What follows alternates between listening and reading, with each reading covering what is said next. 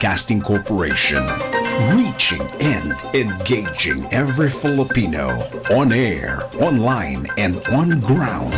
Ito ang bagong DWIZ 882. Nagbabalita ng tama, naglilingkod ng tama. Proud member of ALC Group of Companies. Isang pagpupugay, pasasalamat at pagsisikap ang pangako na aming bibitiwan sa lahat ng aming natanggap na pagpapala. Pagpupugay sa lahat ng nagbigay ng pagkilala sa Aliw Broadcasting Corporation mula sa Philippine Outstanding Brand of the Year, Philippine Finest Business Awards, and Outstanding Achievement, Asia Pacific Luminaire Awards, Southeast Asian Premier Business and Achiever Award. Sa aming mga natanggap, 4-time Best AM Station Awardee, DWIZ 882, 4-time Best Radio Newscaster Awardee, Dennis Antenor Jr., 3-time Best FM Station Awardee, Home Radio 97.9, 2-time Most Promising TV Station Awardee, Aliw Channel 23, at Best Public Service Radio Host Awardee, Bragi Braganza. Pangakong itutuloy ang pagbibigay ng tamang balita at tamang paglilingkod at isang malaking pasasalamat sa tiwalang naibigay sa amin. Pakaasahan yung gagawin naming malaking inspirasyon ito para ipagpatuloy ang maglingkod sa lahat ng Pilipino. Ang lahat ng opinyon, pagtingin, pananaw o kuro-kuro ng mga bisita at panauhin o mga anchors o host sa programang ito ay sarili at tanging opinyon at pananaw ng mga nabanggit at hindi opinyon o pananaw ng Aliw Broadcasting Corporation, mga producers o mga namamahala ng Aliw Broadcasting o anumang organisasyon na affiliated sa network at kailanman ay hindi iniendorso ng Aliw Broadcasting Corporation ang mga nabanggit na opinyon at pananaw sa programa. Ang programang ito ay hatid sa inyo ng Petron. Petron knows you deserve only the best. Ang programang ito ay hatid sa inyo ng Pagcor. Moving forward kami sa Sulong na Bayan. Ang inyong paboritong public service program ay susulong na naman. Maririnig kami sa bagong time slot na alas 5 hanggang alas 6 ng gabi. Lunes hanggang Biyernes. Sa prime time slot na ito, higit na maraming listeners at viewers ang aabuti ng aming iba't ibang segments tulad ng Gospel Verse a Day, balita sa special sectors tulad ng OFW, senior citizens, Chinoy community at iba pang makabuluhang sektor. Makakasama ang veteran journalist na si Loli Acosta. Mabuhay! Sulong na Bayan! Alright, mapagpalang hapon po sa ating mga tagapakinig. Welcome po sa ating programang Sulong na Bayan. At tayo po ay napapakinggan sa iba't pang panig ng mundo at napapanood. So, just tune in dahil ang ating mga kababayan ay talaga naman nating masasabing naka-tune in at sumusubaybay sa atin dahil nagbibigay po tayo ng mga bagong kaalaman. And for today, may bago pa rin tayong malalaman. Actually, naging panauhin na natin siya, but we want to know more. So, ang tanong dyan totoo bang pwede tayong, o posible bang, can we live in a world without plastic? Yan ang tanong ko sa inyo. Kayo dyan sa iba't pang panig ng mundo, Malaysia, Indonesia, Thailand, Singapore, Hong Kong, at sa Europa at sa Amerika. Pwede kaya? Is that possible to remove plastic from our lives? Yan ang mga tanong. O kaya, anong mangyayari? What will happen if there's no plastic? Or how to lead a plastic-free life? So let's welcome to our program. Nagbabalik for a second time ang ating panauhin, no less than the founder of the Eco Shift, Miss Irene Meher. Welcome to our program. Greet ka muna. Magandang hapon sa mga nakikinig. Magandang hapon, Miss Loli. And thank you for inviting me again dito sa Sulong na Bayan. Okay, let's dive in. Irene, you've turned your personal struggles and passion into a brand that's changing lives, transforming lives, sabi nga nila. What was that the aha moment that made you say, this is it? Wala nang iwanan, wala nang no turning back, that I'm going to do this. Okay, thank you for asking that. So, yung aha moment ko talaga was yung unang-una, yung plastic na problem, no? Kasi iniisip ko talaga yung dalawa kong anak na ano na lang sila, pag paglaki nila, wala na silang, hindi na nila ma-witness kung ano man yung na-witness natin. Tsaka very alarming talaga yung nakita ko na, uy, kumakain tayo ng 1 credit card of plastic Oh my God. a year. Yes. So, nadadagdagan siya every year. Tapos, nung nag-umpisa, sa business side naman, nung nakita ko na, pwede din pala siya maging profitable na business. Like how? Running a business that's all about saving the planet? Yes. That sounds heroic, sabi nga. But it's tough, no? So what was the hardest thing you faced as an entrepreneur? Okay. So, syempre, ang business in itself, mahirap na siya, diba? Isama mo pa doon na merong advocacy-driven, kumbaga purpose-driven. So, parang you walk in a tightrope kasi unang-una, konti pa lang yung nakakaalam. Pangalawa, mahal. In a way, mahal yung supplies sa supply chain kasi konti pa lang yung bumibili. So, yun yung pinaka-tough. Paano mo i-source yung supply tsaka gusto mo rin ma-afford ng mga tao yung binibenta mo. Kasi kung walang bibili, kasi mahal masyado, paano mo siya ipoposisyon? And then also, Miss Loli, this is a purpose-driven brand. So, we really want to reach out to people who would benefit more. So, for it to benefit more, it has to be affordable. So, that's like one of the toughest talaga. At saka yung acceptance. Alam mo yon like... Hindi naman agad dyan, okay, welcome nila eh. Oo. So, kailangan medyo makapal yung face mo ng konti sa rejection. Parang ganon. So, medyo... You won't give up. Yeah. Trained na rin naman ako na to face rejection because of my history, background sa sales. So, nandyan na siya. Marketing and sales. Pero, kailangan talaga... More. Yes. Ngayon, ano ko talaga, na-realize ko, yung pagninegosyo, is not kung how smart you are or how much money you have. Of course, kung may pera ka, di okay. Pag hindi ka marunong, mauubos din yon. Second would be yung grit and resilience. Kasi, ganun siya eh. Like, Up and down. minsan, gano'n, tapos ngayon. Roller coaster. Yes. So, it's more of the tolerance kung, ano yung tolerance mo sa discomfort? Ayun. Oo. Will you really handle rejection? Ano? But ito muna yung tanong. We know, alam ko, I know you're a single mom and a CEO. Aba, wow.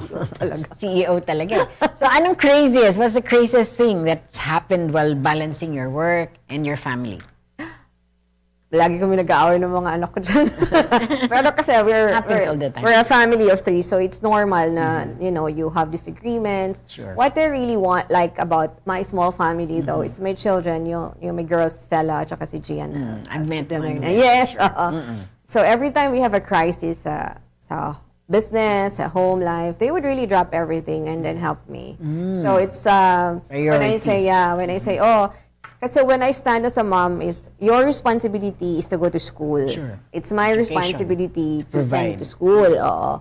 Pero, like for example, pag nakita nila na, I'm having such a hard time and then I really need them sa business, they would really step up naman. So, in a way, I have taught them that na kailangan din na you have to also work hard for what you have. O kaya your role is this. So, defined yun. Of course, kayo, anak ko, love ko kayo. But, you have to have to help me. Yes. Oo. Single mom, di po ba? Pero napakagandang single mom. Okay, people always say, quote-unquote, start small. Huwag ka masyadong busag agad and, ibigay mo lahat ng eggs mo and all. But in your eyes, what's the one thing anyone listening right now, can do right now to start living a plastic-free life? Okay. So, dalawa. So, I will touch on start small sa pagiging negosyante at saka start small sa lifestyle na gusto natin. Sa akin, if I were to really, one piece of advice, like for example, paano ba ako mag-umpisa doon sa lifestyle change na to? Isa lang, humili ka lang ng isa. It's either, wag kang bumili ng bottled water, magdala ka ng tumbler. Ang pangalawa would be, wag kang gumamit ng straw. So, doon, yung straw at saka yung bottled water, malaking impact na yon sa atin. So, one person, very big. Sa pagninegosyo naman, it's very easy to start a business now, to be honest, because of the information. Like, anyone can start a business online. It's just a matter of dedication, like how you staying power. Kasi okay, magnegosyo ako today, post, 1 week, 2 weeks, tapos, walang bumili, give up na. Walang ganon. Kasi syempre, Tuloy it pa takes rin. time. Yeah. kung may bibili man or wala, kung ano yung pinaglalaban mo dyan sa negosyo mo, post ka lang everyday. Pero maging wais. Wag naman yung lahat na lang ng pera mo, nilagay mo na dyan. One egg. Too big One too basket. soon. Ganon din sa lifestyle. Wag too big too soon because the idea is for it to be sustainable. Slowly but surely. Yes. Kasi how can you sustain a lifestyle na, tanggalin ko na lahat ng plastic, which is impossible. Agad-agad. So just one. Pick one and then it's already a small win. Yun, like sabi mo, bottled water. O kayo po nakikinig dyan. Siyempre, yun ang talagang bestseller ngayon na uuhaw. Tapos summer pa ngayon. Tapos lahat sa MRT punta ka, kahit sa mga mall na grocery, lahat may dalang bottled water dahil siguro antok yan o inom and all need nila yan. But again, start small. Yun muna po muna ang inyong umpisahan. Siguro that will make a great impact. Yes. Ilan million Tipid siguro. pa. Or tipid pa, hindi na kayo bibili. But sabi mo nga, you have to have your own container or Yes. parang para ma-refill, Tumbler. We'll talk about your tumbler. At tatanungin natin si Miss Irene saan naman makakapag-refill. But eventually, mamaya yung content, no? So your products have a lot of heart. Kitang-kita natin yan sa puso mo. From handmade bars to refilling stations nga. What's the story behind your favorite product? And why do you love it so much? My favorite product. Okay, for me, it's the shampoo. Because I have rosacea. Like, yung sobrang sensitive yung skin ko sa shampoo. So, I have rashes dito, yung amoy. Actually, I sell products that are really scented.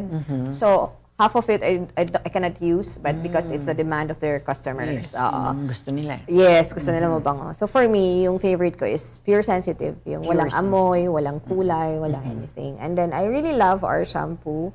So even if sometimes Hindi yan toxic, magre-react. walang toxic Wala siyang component. sulfate-free. Tapos tinan nyo naman yung buhok ko, ang lago. Oo, di ba? Pero puro puti yan.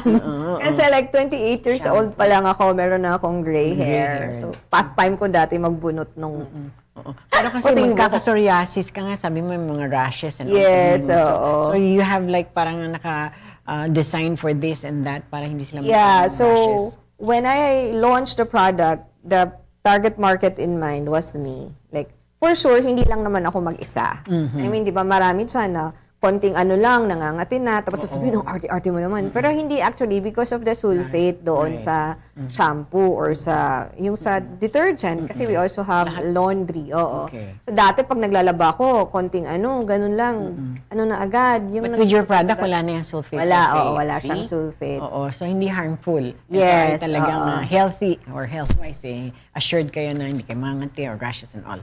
So let's get real. Sabi nga, money is tight for many of us. Kaya- How can people... Kaya po siya ng late ng konti. Sorry Sorry, Kuya Jay. Kasi talagang inuna niya mga Kailangan collection. magpasweldo. Ayan. Kasi Friday pa lang ngayon.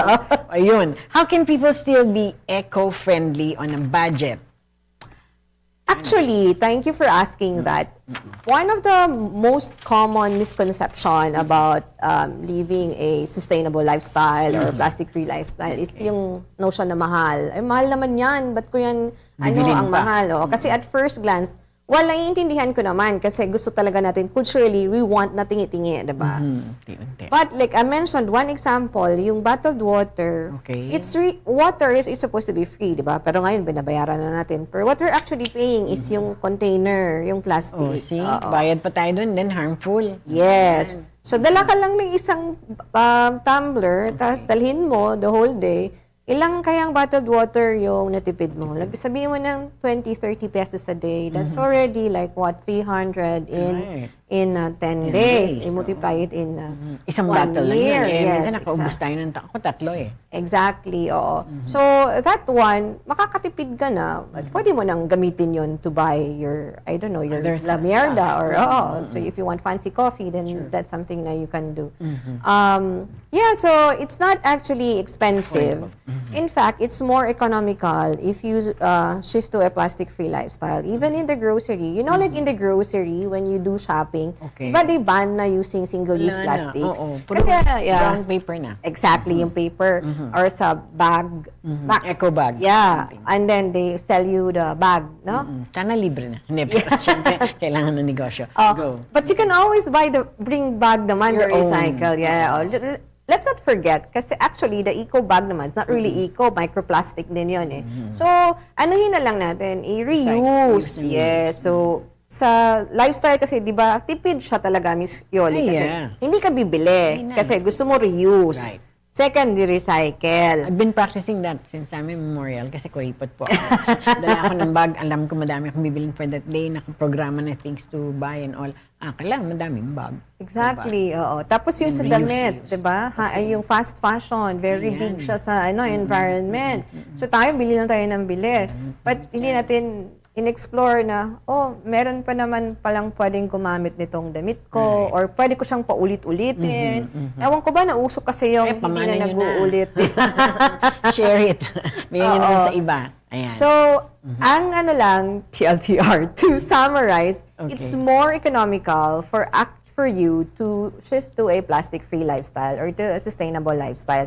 Ang challenge lang dito is paano ka mag-uumpisa at saka saan mo hahanapin yung mga produkto na yon. Doon kami pumapasok. Parang doon kami na, okay, sige, we will give you options. Kasi nga, wala nga. Gusto ko, wala akong mahanap. Yun yung pinaka-major challenge ko before.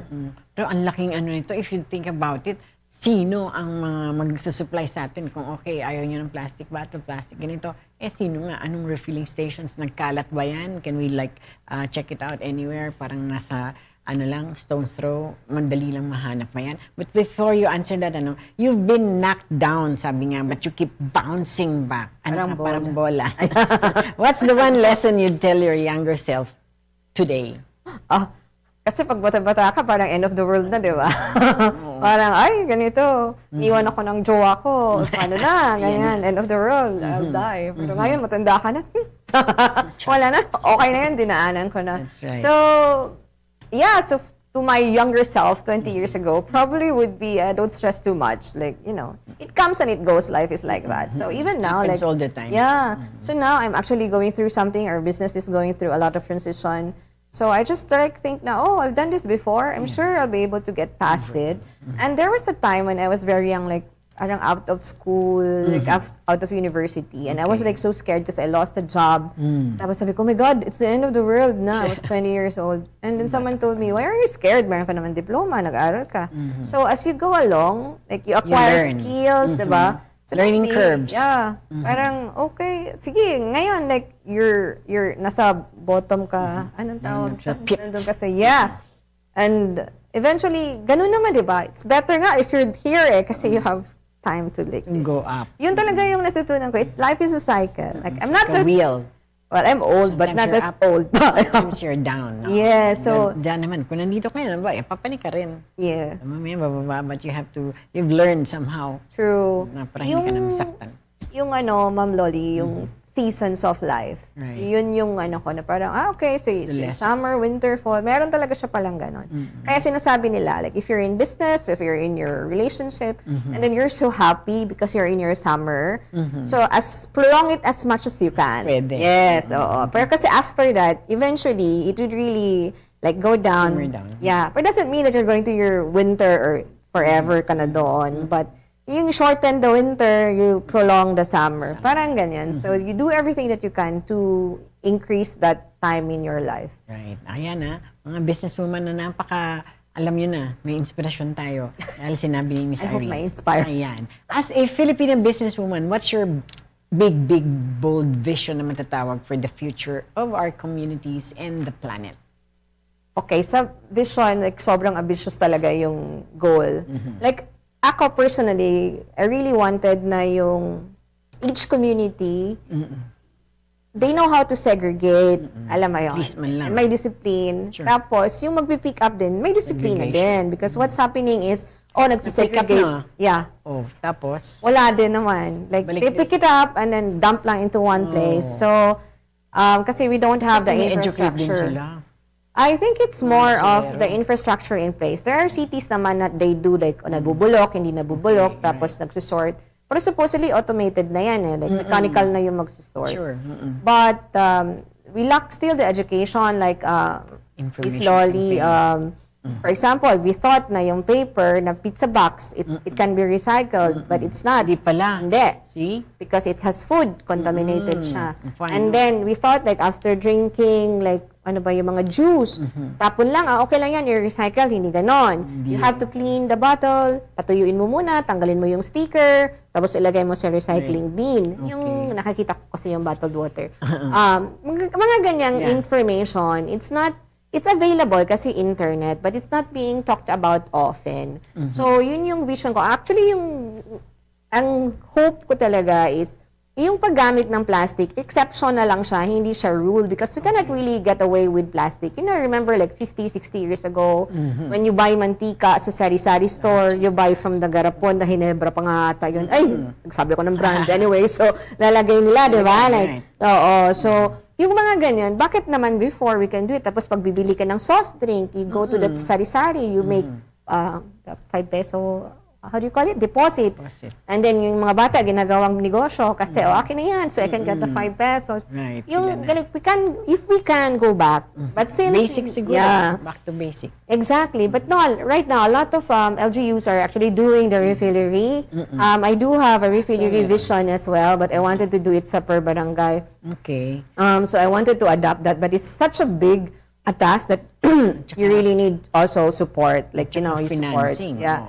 Budget. The financing part, yeah, it's more of the execution part and of course letting people know that, hey, we're here. Awareness. Yes. Awareness. So that's the hope. That's why when I built the brand, I was really more on the brand building kasi parang, pupunta Para ako alam sa- na nila. Yes, Shift echo. Yes, exactly. Economic shift. Oo.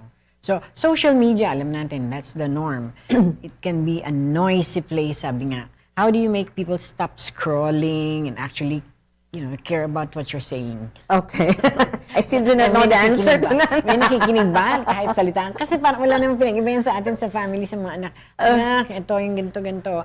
Okay, first, hindi pa rin nakikinig. Anak, yung hanggang napagod ng alam Yeah, sabi. So, may nakikinig ba? Meron naman. Okay. I think yun yung advantage din with social media kasi they have algorithms so they see kung sino yung more may affinity doon sa sinasabi mo. But I'm still not an expert kasi a lot of people, they would be able to come up with content that would go viral. So even if you will do all the studies na ganun, how did they do it?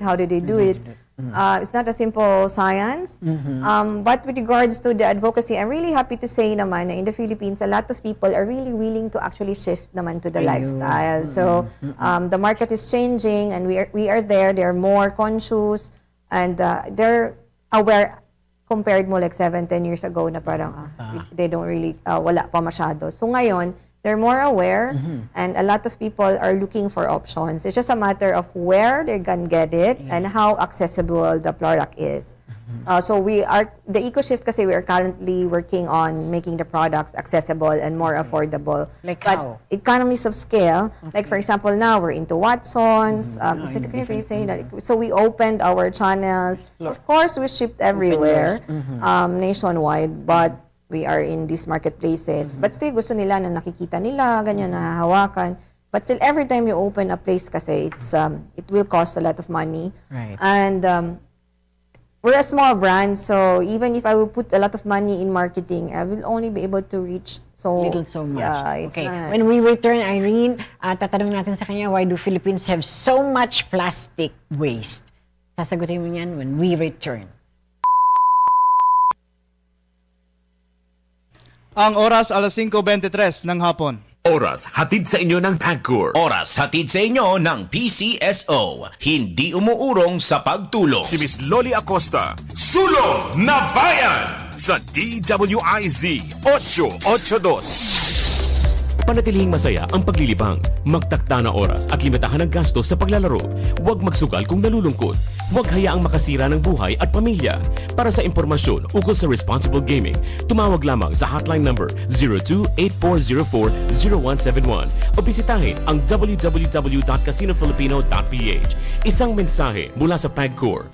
Gambling is for 21 years old and above only. Keep it fun. Game responsibly. Adik ka na ba sa sugal? Lagi ka bang nakakaramdam na matinding udyok na magsugal? Laging gigil na makabawi sa pagkatalo? Naglalaan ka ba ng mas malaking oras at salapi para sa sugal sa halip na para sa pamilya? Nababaon ka na ba sa utang at nagbebenta ng mga ari-arian dahil sa pagsusugal? Kung kailangan mo ng tulong o maging ang isang mahal mo sa buhay, may mga programa ang Philippine Amusement and Gaming Corporation o PAGCOR tulad ng Player Exclusion Program at iba pa. Para sa dagdag na detalye at impormasyon tungkol sa problem gambling, mag-log on sa www.pagcor.ph/regulatory/responsible.ph. Isang paalala mula sa PAGCOR. Game safely, game responsibly. Maglaro sa Bingo Plus app para tuloy-tuloy ang premyo at saya. At malay mo mapanalunan mo pa ang jackpot prize sa first online live stream bingo sa Pinas. Bingo Plus, bingo sa saya plus sa panalo. Gaming for 21 years old and above only. Visit pagcor.ph/regulatory or email keepitfun@pagcor.ph. Game responsibly. Keep it fun.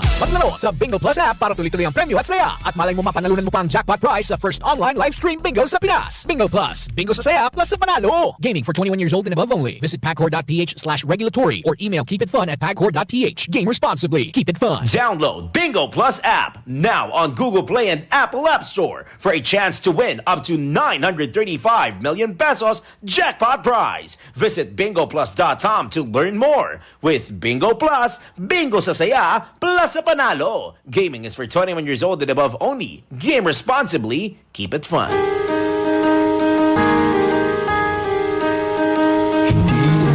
Urong sa pagtulong, kaong-gawa sa lahat sinusulong. PCSO, PCSO. Di urong sa pagtulong ang PCSO, PCSO.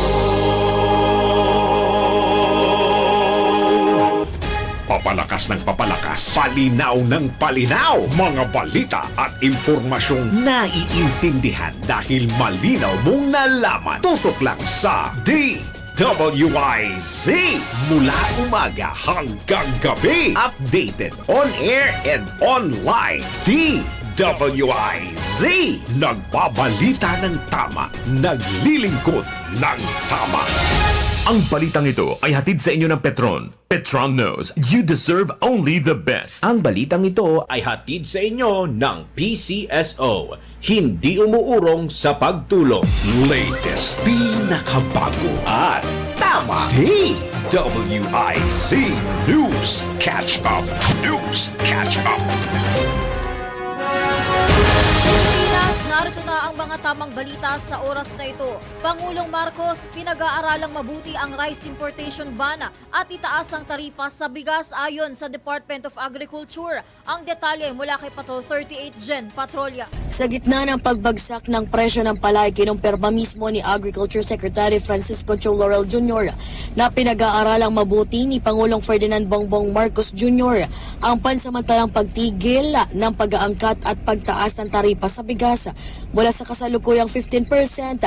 Iminungkahi ni Agriculture Secretary Cho Laurel na unti-unting itataas ang taripa sa 25% hanggang 35% upang mapigilan ang sobra-sobrang pag-aangkat o pag-angkat at masuportahan ang mga magsasaka. Ang pagbahaan niya ng murang imported rice sa merkado ang dahilan kung bakit bumaba sa 8 pesos hanggang 10 pesos ang kada kilo ng bili ng trader sa palay na mas mababa kumpara sa gasto sa produksyon na 12 pesos hanggang 14 pesos kada kilo. Samantala, isinusulong din ng DA at ni Congressman Mark Inverga ang pag-amyenda sa rice tarification law upang maibalik ang regulatory powers ng NFA at bigyang laya ang DA na sa pamamahala ng supply at presyo ng bigas. Ako si Patrol 38 Jen Patrolya nag-uulat sa himpilang may todong lakas DWIZ, nagbabalita ng tama, naglilingkod ng tama. DWIZ News Catch Up. News Catch Up. Quezon City Councilor Alfred Vargas nakiramay sa pamilya ng biktimang natagpo ang patay sa isang bakanteng lote sa Novaliches. Ang detalye mula kay Patrol 30 Jelly Mendez. Taus-pusong nakiramay si Quezon City 5th District Councilor Alfred Vargas sa pamilya ng batang babae na natagpo ang patay nito lamang linggo sa isang bakanting lote sa barangay Santa Lucia, Novaliches. Ayon kay Vargas, bilang isang ama ay hindi nito maisip kung gaano kasakit ang pinagdadaanan ngayon ng mga magulang ng biktima at ang tanging magagawa lamang niya ay ang tiyakin na kaisa siya sa oras ng kanilang pagdadalamhati. Nanawagan si Vargas sa kinauukulan na tiyakin na mabibigyan ng katarungan ang sinapit ng biktima dahil ang ganitong uri ng krimen kung saan minor de edad ang mga sangkot ay may tuturing na kirot sa buong komunidad. Tiniyak ni Vargas na hindi niya palalampasin ang pangyayari at patuloy na maninindigan para sa paggamit ng hustisya. Matatandaan na nitong linggo ay natagpuan ang bangkay ng 9 years old na biktima sa isang bakanting lote sa barangay Santa Lucia at huli itong nakitang buhay kasama ng 13 anyos na kapitbahay na siya ring suspect sa naturang krimen. Ito si Patrol 30. Jelly Mendes nag-uulat para sa impilang may todong lakas sa DWIZ. Nagbabalita ng tama, naglilingkod ng tama. DWIZ News Catch Up. News Catch Up. Pilipinas at India nagkasanang maritime exercise sa kauna-unahang pagkakataon. Alamin ang detalye mula kay Jopel Pelenyo. Makasaysayan ang inilunsad na maritime cooperative activity ng Pilipinas at India ayon sa AFP. Ito kasi ang kauna-unahang pagkakataon na nagsagawa ang dalawang bansa ng pagsasanay at pagpapalitan ng kaalaman ukol sa paglalayag sa karagatan. Ipinamala sa isinagawang defense exercise ang paggamit ng smart ammunition ng BRP Miguel Malbar na kabilang sa mga makabagong air defense weapon system. Natunghayan din dito ang senaryo na ginawang target ang isang air asset na nadetect sa pamamagitan ng new defense system. Sinabi ni BRP Miguel Malbar Commanding Officer Captain John Nova na kayang asintahin ng makabagong armas ang 1,000 rounds ng bala sa loob ng 1 minuto. Maari din itong wasakin ang armed weapon ng kalaban gamit lamang ang 5 rounds ng bala. Maliban dito, ibinahagi din ng dalawang pwersa ang kanilang mga estratehiya sa aktwal na sitwasyon sa pamamagitan ng replenishment ng BRP Miguel Malbar at supply ship ng Indian Navy na INS Shakti. Ito si Patrol 17 Chopel Pelenyo para sa impilang may todong lakas, DWIZ. Nagbabalita ng tama, naglilingkod ng tama. DWIZ News Catch Up. News Catch Up. Maraming salamat, Patrol 17 Jopel Pelenyo. At yan ang mga tamang balita sa oras na ito. Mag-follow at subscribe sa lahat ng DWIZ digital news accounts: Facebook, Instagram, YouTube, TikTok, X, DWIZ News App at DWIZ News website. Ako po si Gia Rafael, nagbabalita ng tama, naglilingkod ng tama. Oras-oras nagbabalita ng tama, naglilingkod ng tama. DWIZ News Catch Up. News Catch Up. Ang balitang ito ay inihatid sa inyo ng Petron. Petron knows you deserve only the best. Ang balitang ito ay inihatid sa inyo ng PCSO. Hindi umuurong sa pagtulong. Ang oras, 5:33 p.m. Oras hatid sa inyo ng Bingo Plus. Download Bingo Plus app now on Google Play and Apple App Store for a chance to win up to 935 million pesos jackpot prize. Visit bingoplus.com to learn more. With Bingo Plus, bingo sa saya plus sa panalo. Gaming is for 21 years old and above only. Game responsibly, keep it fun. Oras hatid sa inyo ng Pagcor. Oras hatid sa inyo ng PCSO. Hindi umuurong sa pagtulong. Si Miss Loli Acosta, Sulong na Bayan sa DWIZ 882. Alright, nagbabalik po muli ang ating programang Sulong na Bayan. Nakapasalong na po ang bayan. Bakit? Napakaganda ng advocacy ng ating panauhin. No less than Miss Irene Maher, ang founder ng Eco Shift. Ayan palang pangalan na pangalan, mag-shift na po tayo. May action tayong dapat gawin. But the hanging question before we pause kanina for a break, ang tanong, Miss Irene, why do Philippines have so much plastic waste? Everything. Yeah, this is actually a good question. I probably first would be our culture of buying not in bulk, yung tingi. For some reason, we really got hook. We ate it all up, yung the marketing, hook, line, and sinker. Like, mas makakatipid if we do the thingy. I do understand because like minimum wage, 50% of our population is below poverty. Is that the right fact ba? Almost, yeah. So, A little bit. of course, they would probably, I have, bibili ko muna to ng pagkain, bibili ko muna to ng ganito. Unahin mo na Yes. ngayon. But the most amazing fact that I discovered while doing this is not actually the poorest of the poor who has the single use, because we're looking at single use sachet economy, right? Who's advocating the sachets. It's more of the middle class earner. Yes. So they can actually afford to buy bigger sizes. But they choose, like for example, it's 150. They choose to buy the sachets because it's not the economical, it's the measurement. Mabigat, 9 milligrams siguro or something. No, it's more of, I'll give you one sachet for you, one sachet. So like mas budgeting, mabilis. yeah. I do get it kasi nakita ko sa office sometimes we have like free coffee, ganyan. Tapos sabi ko, one day lang yung free coffee. Ano nangyari dun sa mga chips? Parang, as long as they see it, they would consume all of it. So bili ka ulit. Yes. So money, oriented, syempre. yeah. Bili. Parang reorder ka ng reorder. So probably also like, siguro kulang talaga pa sa education na Wag na yan. yeah, wala. And talk about wag na yan. So paano, how obvious or how itong mga plastic refilling stations mo, how are they located? Okay. Situated where? So, sa refillery kasi namin, it's located muna ngayon sa malls. Wala pa kami talaga doon sa mga barangay, sa mga sari-sari. And you plan to do that? Yes, that's the Barangay. dream. That's really the dream. My dream talaga is like in 10 We can write years. all the LGUs. Because you have to remember, election na nila sa December. Hopefully, kung talaga matutuloy kasi may mga plano pa rin maka-reset, etc. Pero with that, magandang project ito, Irene. Yeah. To write all of them, there's like 42,000 barangays in the whole country.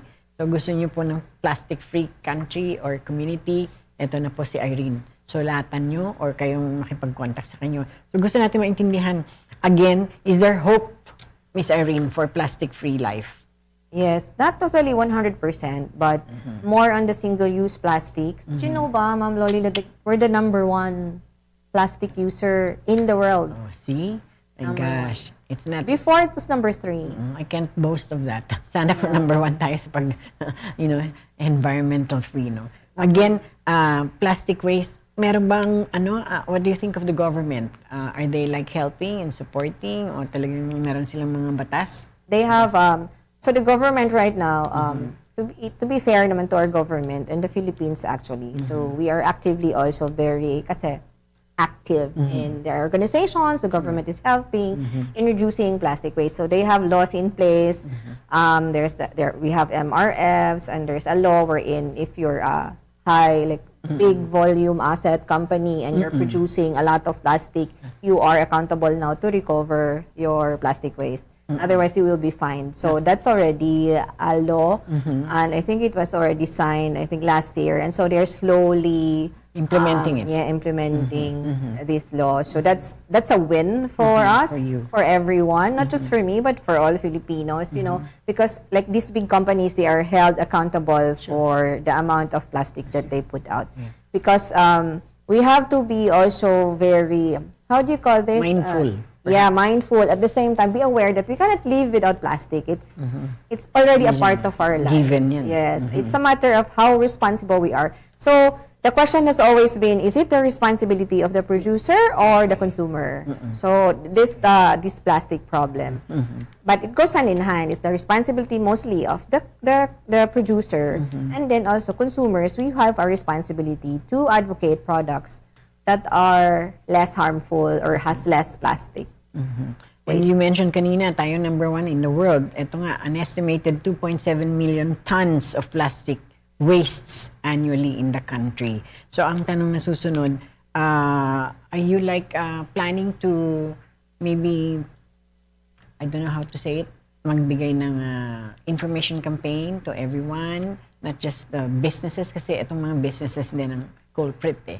They use all of this. Yes. So what do you for us naman, thanks Miss Loli, actually I remember that it's called Extended Producers Act.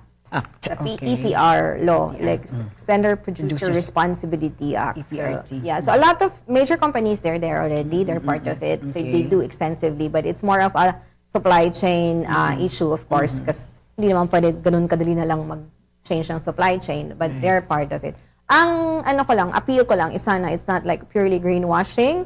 So greenwashing is, oh, we're doing this, we're just gonna offset that. So you, as consumers, you have to be mindful as to which company you are going to support.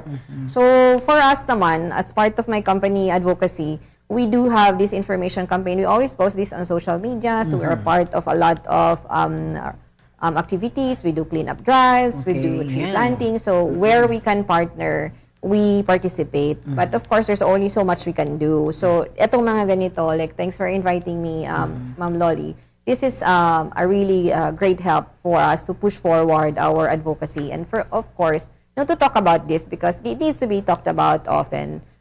Even if like a lot of information has been already set. Pero what are we doing ba? I do believe, no, for me, the reason why people are not taking action is because they could not find the solution. So, there's no available solution. Yeah, I see it. Oh, I don't want to use this, but no, I'm give so them used to it options, already. perhaps. Exactly. So that's why we're here. That's why the EcoShift is here. Because we just wanted to give options. Like if you wanted to do the plastic-free shift, then please come to us. Then we will help you and guide you on ano ba yung, how we can support each other. Because the products that we offer are really geared toward this type of lifestyle.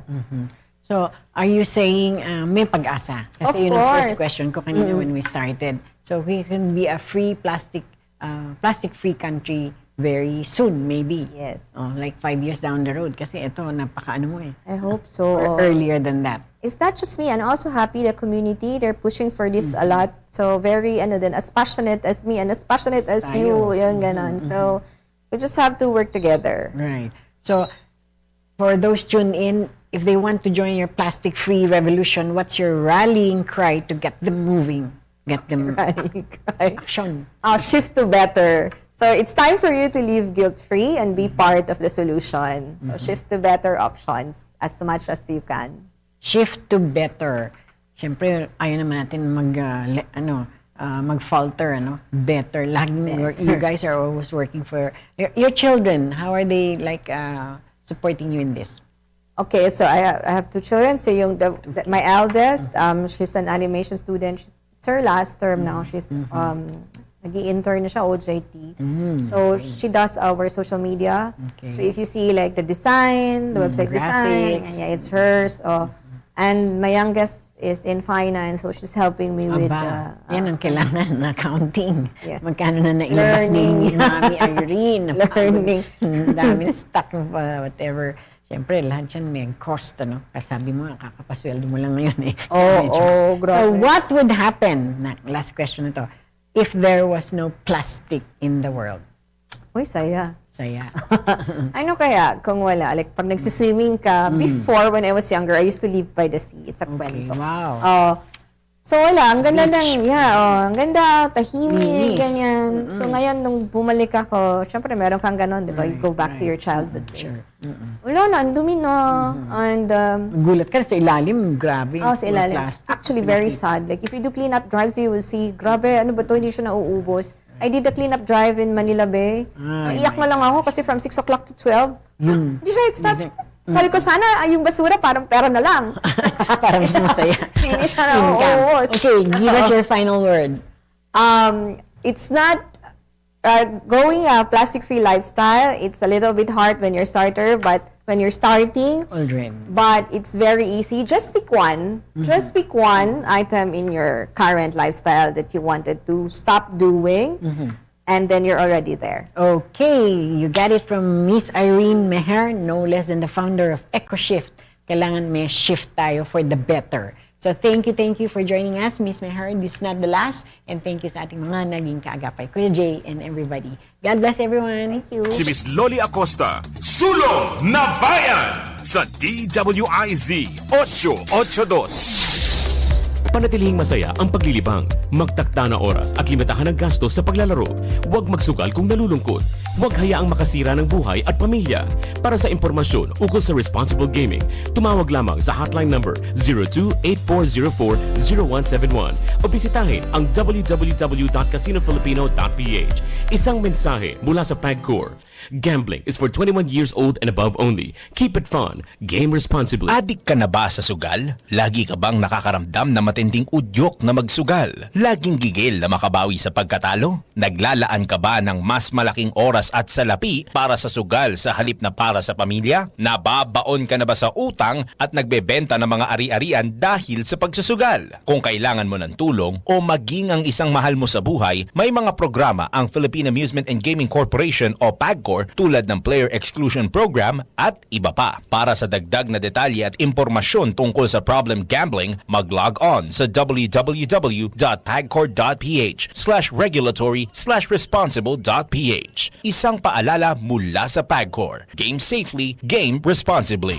What's up, Pilipinas? What's up, Pilipino? Sana diretso ang araw mo na payapa, tahimik at maunlad. Tara, sali ka na sa programang may usapang pangkapayapaan, usapang pangkaunlaran sa Up Pilipinas. Usapang pangkapayapaan, usapang pangkaunlaran Pilipinas. Kasali ang lahat sa kwentuhang pambayan. Live na live sa DWIZ Manila. Live din sa Aliw 23 Free TV. At pwedeng i-follow sa lahat ng DWIZ Facebook, YouTube. At pwede ring mapanood sa DWIZ News app.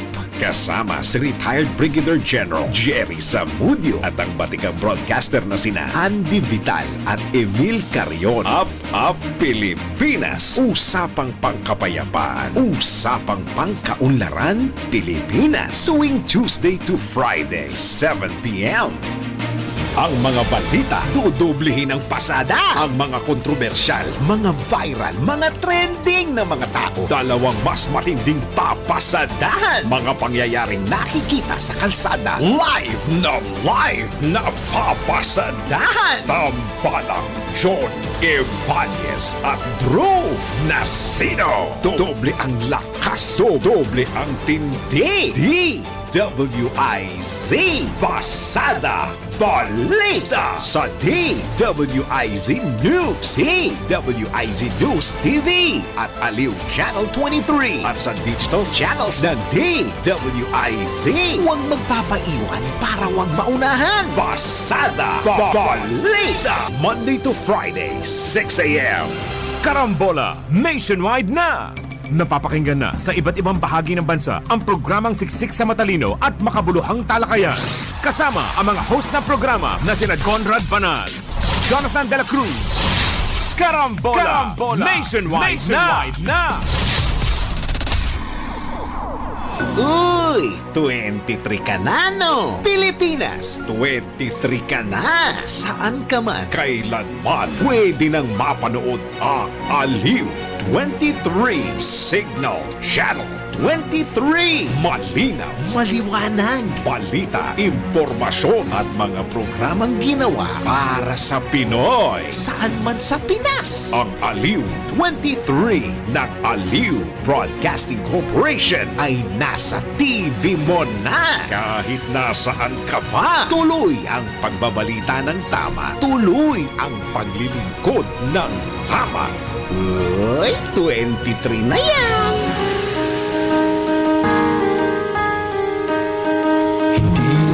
Umuurong sa pagtulong, kaong-gawa sa lahat sinusulong. PCSO, PCSO. Di umuurong sa pagtulong ang PCSO. PCSO. DWIZ. Si Miss Loli Acosta, Sulong na Bayan sa DWIZ 882. Alright, nagbabalik po muli ang ating programang Sulong na Bayan. Nako, pasulong na po ang ating bayan dahil bakit po? Siyempre, gusto na natin magkaroon ang ating mga kababayan ng mga hindi harmful or toxic na matatawag nating mga kagawian. Katulad nga po ng ating kasama ngayon sa ating programa, si Miss Irene Meher. Siya po ang CEO and founder ng EcoShift. Bakit po shift? Kasi nga, yung mga plastic na ating ginagamit sa pang-araw-araw ay gusto niyang maiba na. Hindi na tayo gagamit ng plastic kung maaari lang. Kasi napaka-harmful po nito kung alam nyo lang. At anywhere you look, lahat merong component ng plastic. Halimbawa, yung shampoo, di po ba, ang container niyan nasa sachet o kaya nasa bottle na plastic. O hindi lang shampoo. Sabihin na natin kasama na yung conditioner o plastic na naman po ang ating container niyan. At kahit saan kayo lumingon sa iyong pang-araw-araw na gamit, whether sa bahay yan o sa opisina o sa komunidad, napakadami po ng plastic made of mga items, di po ba? Katulad nilang nung isang beses nagkaroon ng malaking paglilinis diyan sa karagatan sa Manila Bay. Ano po ang ating nakita? Nako, kahindik-hindik, di po ba? Na nagkalat, masyadong napakarami ang nakuhang plastic doon sa Manila Bay. Na nakumpul-kumpul po yan dahil nga umapaw yung tubig. So, anong nakita natin? Lahat po ito ay harmful sa ating katawan. Kaya po pala sinasabi ng karamihang ating mga nakakapanayam, maraming sakit. Lalo na sabi ng DOH, maraming karamdaman, maraming sakit na hindi mapaliwanag saan po nanggagaling o anong mga sanhi o kadahilanan ng pagkakasakit ng ating mga kababayan. Lalong-lalo na yung mga kabataan. Immune sila, masyado silang prone or vulnerable. At saka yung mga seniors din sa mga karamdaman, sakit. Dahil nga nagkalat po ang plastic.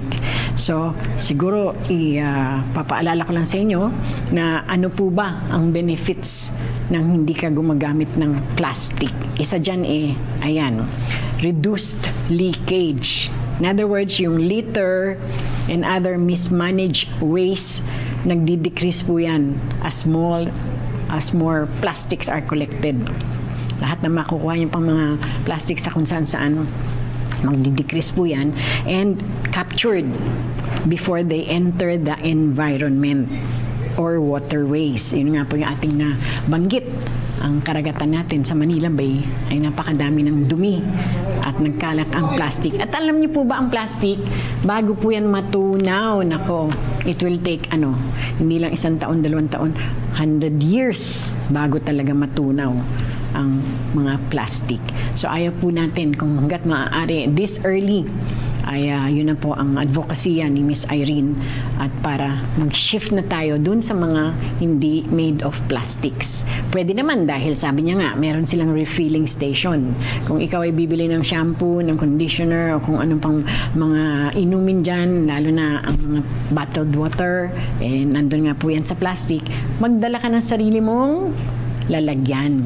Noong araw, nung bata pa kami, pinadadala kami ng teacher namin na sarili naming tumbler o kaya baso o kaya kung ano mang pwedeng sisidlan para doon na lang tutulo yung aming binibili. Hindi na kami bibili ng mga plastic made of bottles. So, sorry na lang po pero yan ang kailangan nating imulat lalo na sa mga henerasyon na darating. Kayo po sa eskwelahan, panawagan po natin. Department of Education, kung pwede po, ilagay nyo yan sa inyong matatawag na rules and regulation na kung pwede, wag na silang magdala ng kanilang tubig na nasa sisidlan ng plastic. I-encourage po natin na sila ay magdala ng kanilang sisidlan at doon na nila iinumin. Refilling station, kayo na po ang mag-provide kung anong klaseng tubig o siguro soft drink, kung juice, may sarili kayong dala-dala nyo at doon na lang pupunuin at yun, inumin nyo. Mas po ang magiging resulta nito.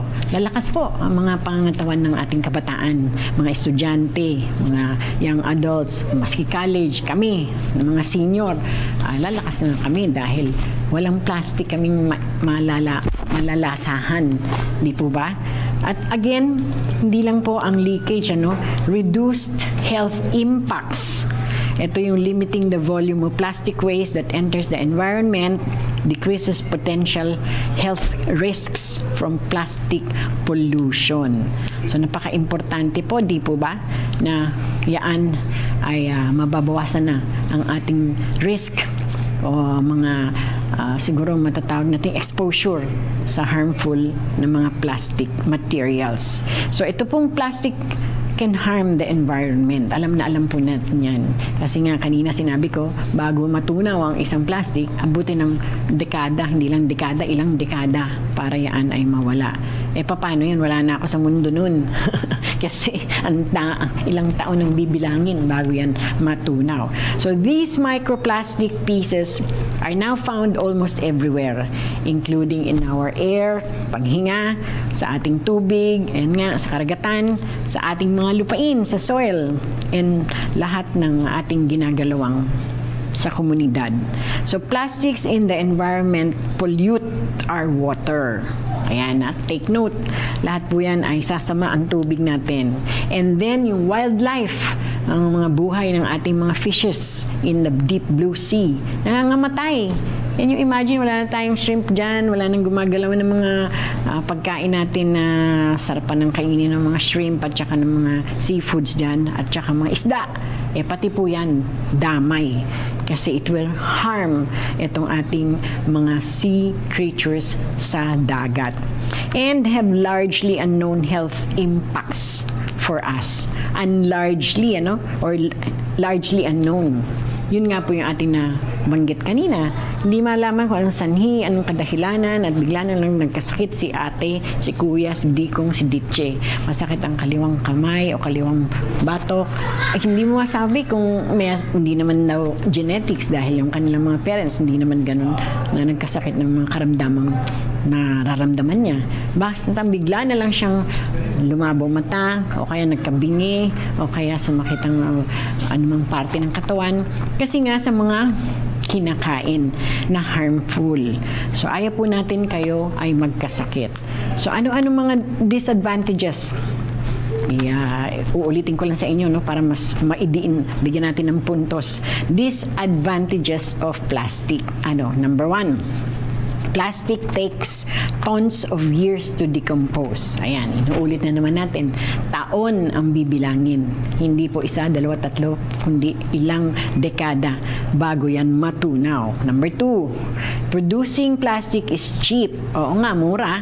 However, it is done using a variety of toxic chemicals and colors. Kasi ang gaganda po na nakikita natin ng mga bottles, di po ba? May orange, may red, brown, yellow, black, or blue. Gaganda dahil yan ang talagang pang-akit para ikaw ay mapabili ng kanilang tubig na botelya. Pero harmful yun yan kasi toxic pala dahil chemical ang mga paggawa, component ng paggawa ng isang plastic ay chemical. So nakakatakot. Tapos iyan ay inyong kakagatin, iinumin o lalasahan. Pupunta po sa atin lahat ngayon yan. Kaya huwag kayong magtaka. Sasabihin nyo masakit ang likod nyo, masakit ang kanang kamay nyo, o kung ano may karamdaman bigla kayong nagkaroon ng hindi naman inaasahang sakit, yan po dahil sa inyong nalasahang plastic. O pangatlo, the recycling process for plastic can be very expensive. O kita nyo, gumagastos tayo ng walang katuturan. Gagastos ka tapos harmful pa. Ba't ka naman gagastos pa? Mahal po pala ang pagproseso ng plastic. So, ayaw natin yan. Number 4, heavy use of plastic increases the pollution in the environment. So, tuloy-tuloy po ang nangangamatay nating mga siguro mga halaman, mga prutas, mga prutasan dahil nga sila ay nakukulob at nalalagyan ng mga dumi o kaya mga basura na made of plastic. Hindi sila makahinga. So, ang tanong na susunod, what if we never used plastic? Ayan. Without plastic, you also wouldn't be able to use electricity. There would be no plastic circuits to build your phone or computer. Ayan, yun lang nga. Itong ating mga computer, syempre, somehow, components of mga parts niyan may plastic. So, there would be no inexpensive adapters either. So we also wouldn't be able to protect wildlife like rhinos, yan, ako, ang gagandang mga animals at saka sea creatures yan, from becoming extinct. Nor would be able to keep ourselves safe. So ang tanong, gusto niyo ba na kayo ay safe? O syempre, yes ang sagot. Kesa naman, hindi tayo lagi tayo may sakit karamdaman. Ayaw natin yan. Bawal ang magkasakit, di po ba? So, why is it important to say no? Ito na po. Say no bago tayo magtapos. Please, you should take note. Why is it important to say no to plastic? Dahil this can have incredible effects on your health as well as the planet's health as well. When you say no to plastic, you are making the decision to eliminate many potentially harmful chemicals from your life. And shockingly, many of these chemicals are found in the packaging of your most beloved food and drink and products. So ayan po, that's all the time we have. Ulit-ulitin natin ang aming siguro pag-remind sa inyo, no to plastic. And thank you, Miss Irene Meher, ang ating CEO and founder of EcoShift. Maraming salamat sa ating naging kaagapay, sila Kuya Jay, sila Wiwa, at lahat ng pogi dito. God bless everyone. Bye! Si Miss Loli Acosta, Sulong na Bayan sa DWIZ 8